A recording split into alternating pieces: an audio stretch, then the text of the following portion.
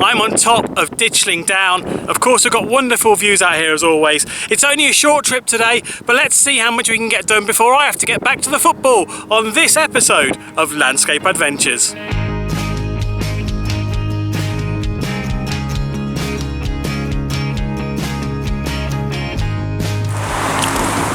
Hello, long time no see.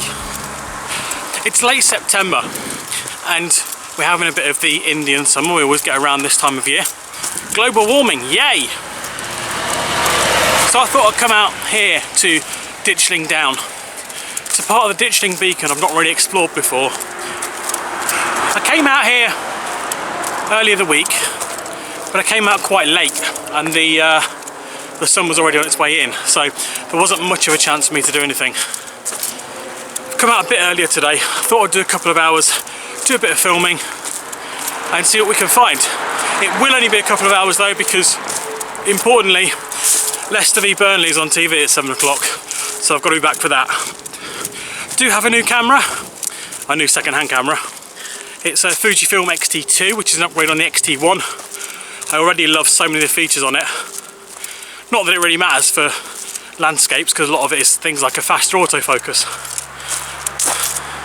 But yeah, let's see how this goes. I'm knackered already. I've come up through the nature reserve part of it. You can probably hear I'm still quite close to the main road. And there's no obvious shots here at the moment. Absolutely gorgeous views, but no obvious photos. The sky's a bit flat, which doesn't help, and there's no real focal points on the land down below. I'm going to take a quick breather and then keep on going up the hill. Really annoyingly, I've reached the top of this particular point and there's this sign here which is actually facing the other way, and it says access point warning steep drop. Of course I've just come up the steep drop, but behind the sign it's fenced off. Now there is a little bit there where someone's clearly taken the fence down a little bit, and it is very much public land, I do know that. But I've now either got to go down, round and back up again, or I'll vault this fence, which means I'm going to have to take all my stuff over and then go around the side. I'm going to do the latter, I'm not going back.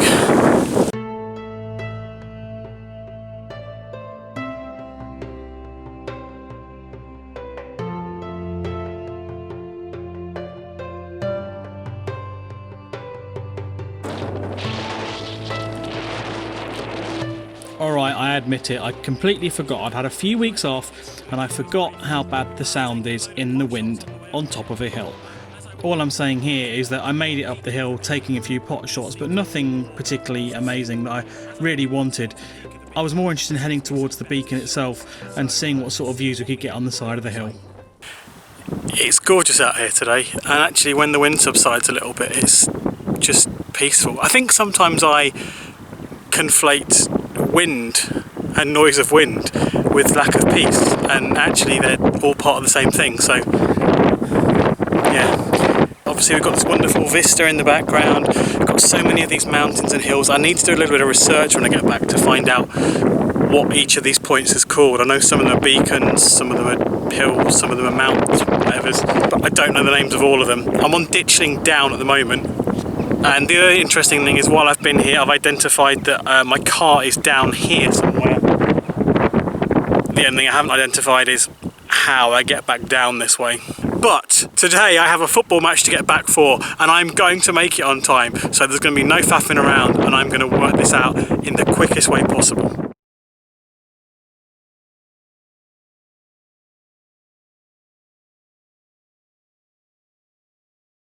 Now, if you've watched any of season 1, you'll know that I do love a good tree. Here I'm on the side of the hill. I've started to make my way down the hill and I've found an absolutely gorgeous tree. Unfortunately, because of the time of day, the light is going to give me very heavy contrast. So I'm just making the most of what I can. I also can't quite get the tree in the position that I want to sink the horizon into the position that I like. It's mildly frustrating, but not quite as frustrating as the fact you can't hear any of the sound on this clip at all because the wind is that bad. Trust me, lesson is well and truly learnt. I've taken a few versions of this shot now of this tree. They're all going to be very contrasty. There's nothing much I can do about this really at this time of day other than embrace it and try and make it part of the picture. I've taken a few from further up the hill, I've taken a few from underneath another tree, and I've taken a few a little bit closer.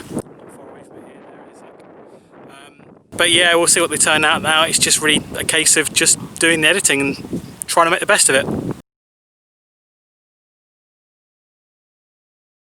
Alright then, one more shot of the tree. This one's straight up from underneath it, up the slope. I have to say, one of the things I enjoy most about the X-T2 versus the X-T1 might be something that was on the X-T1 but I never quite found, but on the X-T2 I've been able to change the bracketing mode so it automatically goes 2 stops either side, whereas I think the X-T1 only goes 1 stop either side as a maximum, so I was using the exposure compensation dial on the outside to do 2 stops either way manually. It's a tiny little thing and it only saves me a few seconds, and this is landscape so it's not like time is of the essence, but it is really handy in terms of reducing the faff. I'm doing okay for time. I think I'm going to stay out here a little bit longer. It's only 5:15, the game doesn't kick off till 7, it's only a half-hour drive home at worst, and I'm really enjoying being out here, and the wind's calming, the roads are getting quieter, and it's just nice and peaceful again.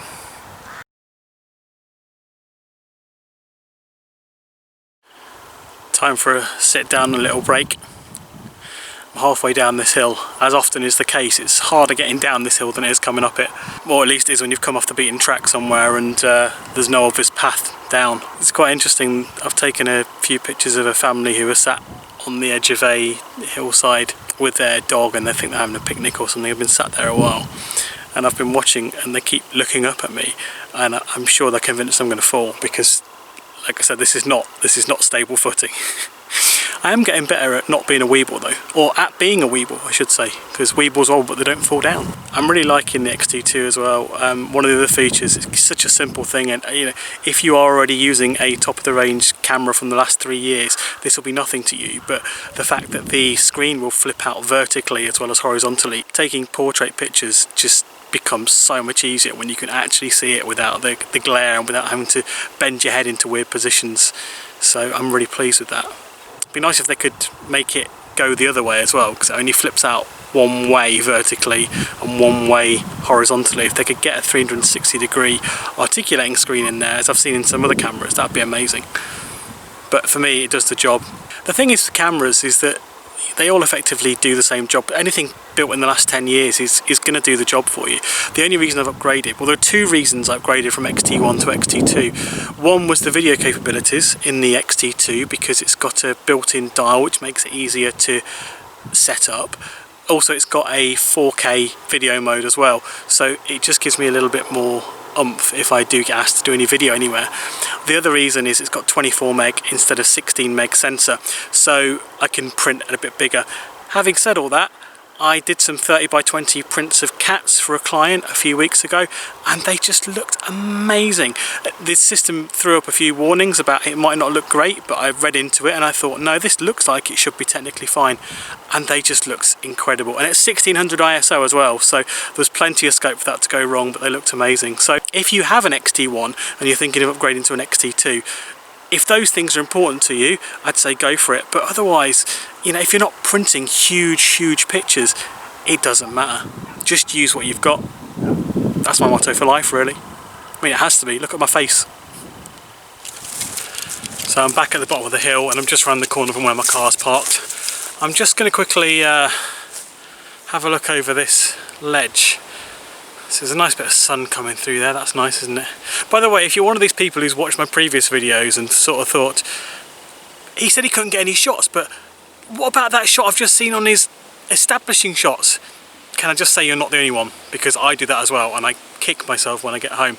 But anyway, I'm going to see what's over this little ledge here, and I've got to be honest, I'm preparing to be disappointed. So here we go.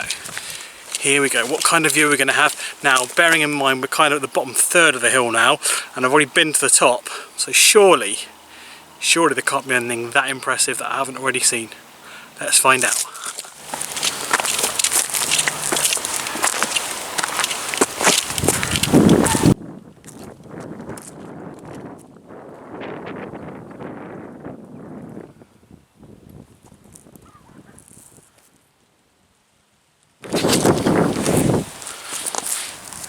mean, don't get me wrong, it's gorgeous, but I'm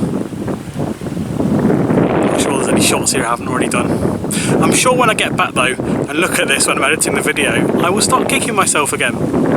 Right, time to go down the last part of the hill and get back to the car. Thank you for joining me this week. I've really enjoyed it, and yeah, I think there's only going to be a handful of shots here that are even half decent, because as I said, it's not the brilliant time to come out, but I really wanted to come out and film because it's a wonderful location, this, and I knew I was going to get something that I would probably at least want to come back to if I couldn't at least get them right today.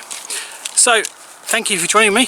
Please hit the like button, comment and subscribe. You have no idea how much those things help me, and they are really appreciated, and they cost you nothing. So thank you, huge thank you to everyone who has done that so far. I think I might have just spotted one more shot before I go, so I'm going to give this a go, but I'll see you next week.